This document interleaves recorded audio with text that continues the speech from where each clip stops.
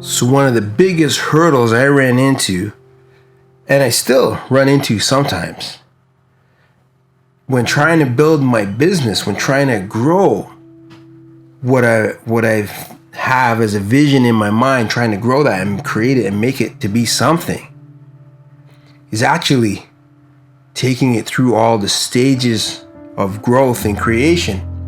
Because what happens is, you have this idea in your mind, this picture of how it's going to be, and all the pieces just kind of flowing together, and you focus on that, and you say affirmations. And I do all those things because those are the things that I teach, and I'm motivated and I'm inspired.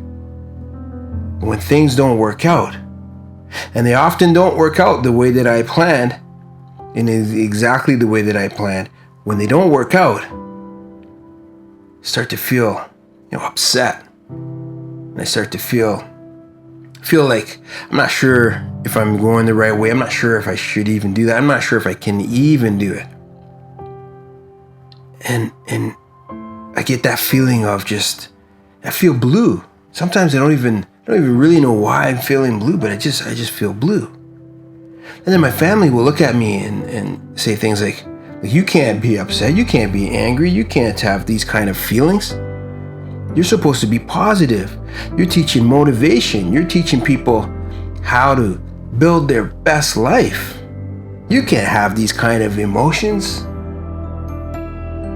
So I start to look at myself and say, I can't feel like this. I can't be upset because things don't work out. I gotta figure it out. I gotta dive deeper into it and try to figure it out. And I hide those emotions and I push them away. And then there'll be times where everything might be going well, but because I'm working by myself. When you're an entrepreneur, you're working by yourself. Sometimes you feel lonely, you feel disconnected, and I'll start to feel blue, and I won't even know why. Things are going great. I'm looking at my book reviews, they're great. I'm looking at interaction on my Facebook page, and it's going great. Sometimes I still feel blue, and I don't know why. And then my family will say, well, you can't feel like that. You're Mr. Positivity. You're telling people to always see the silver lining. You can't have emotions.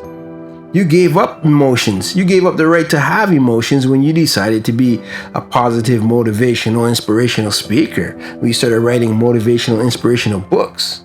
When you started doing all these things that you're doing. You gave up the right to have any kind of negative emotions. And I would believe that, and I started buying into that. But yet, anytime I had those feelings, I would try to fight them and push them down into some place that I don't even know where they go. They never went away. They're brewing and growing and getting bigger and bigger.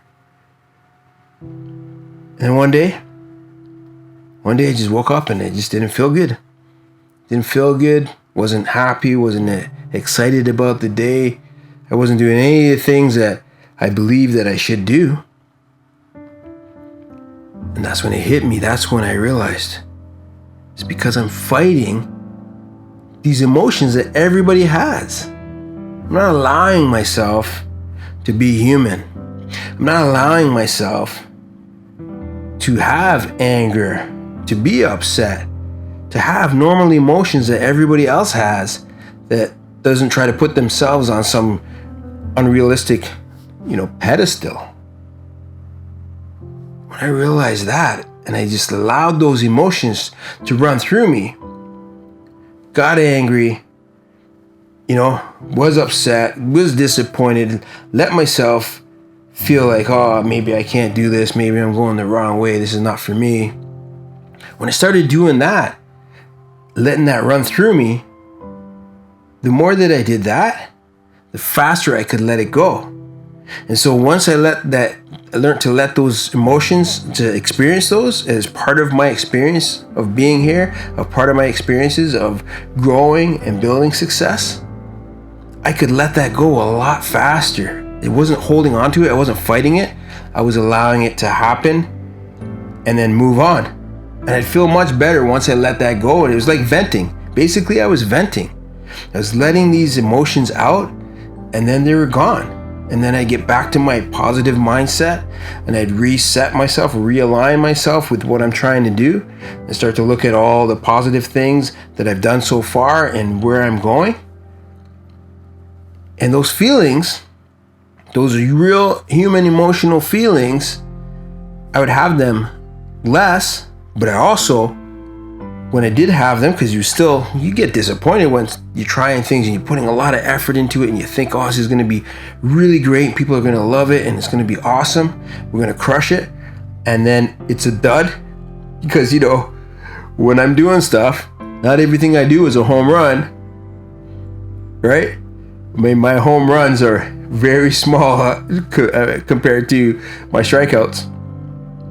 But I've learned to allow those emotions and let them go quickly, and then get realigned to what I'm doing.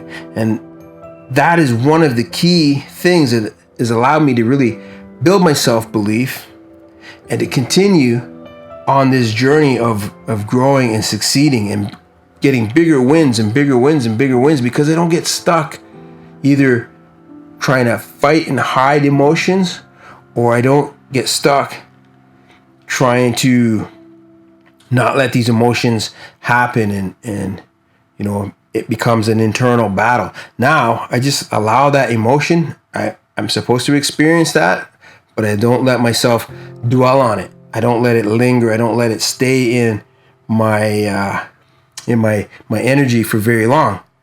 So I try to experience it quickly, understand it, and then forgive myself, let it go, and then I'm back to feeling great and really being focused on what I want to do. And that's a technique that is available to everybody, but it's not easy to be able to do that. It's something you have to work on, because we're not used to allowing ourselves to have all these type of emotions when we decide that we're going to operate on like a higher level of focus, a higher level of achievement. We still have to understand that there's going to be disappointment. There's going to be times where you feel like you're all by yourself.